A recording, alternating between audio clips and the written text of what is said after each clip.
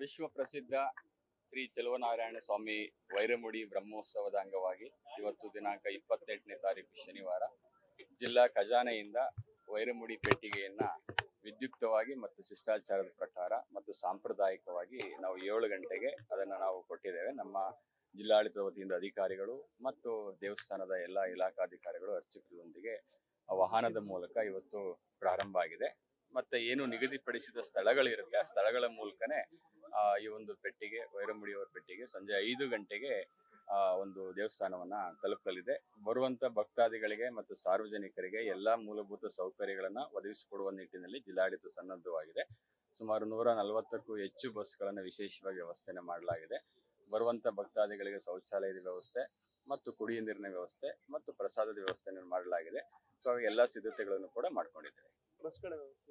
140 ಬಸ್ಗಳು ಮಾಡಿದ್ದೇವೆ.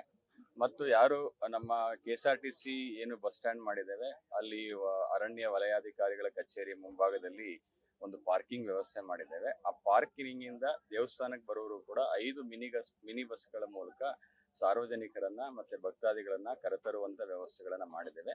ಹಾಗಾಗಿ ಸಾರ್ವಜನಿಕರು ಕೂಡ ಸಹಕರಿಸಬೇಕಂತ ಹೇಳಿ ವಿನಂತಿಯನ್ನ ಮಾಡ್ಕೊಳ್ತೇವೆ.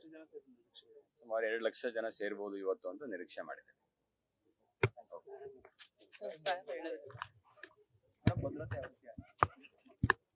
ಭದ್ರತೆಯಲ್ಲಿ 2 ಅಡಿಷನಲ್ SP ಮತ್ತು 6 DYSP, 39 ಸರ್ಕಲ್ ಇನ್ಸ್ಪೆಕ್ಟರ್ಸ್ RPI ಮತ್ತು 97 PSI, 946 ಸ್ಟಾಫ್ ಸಿಬ್ಬಂದಿಗಳು ಮತ್ತು 2 QRT, 5 DR ಮತ್ತು 3 KSRP ನಿಯೋಜಿಸಲಾಗಿದೆ.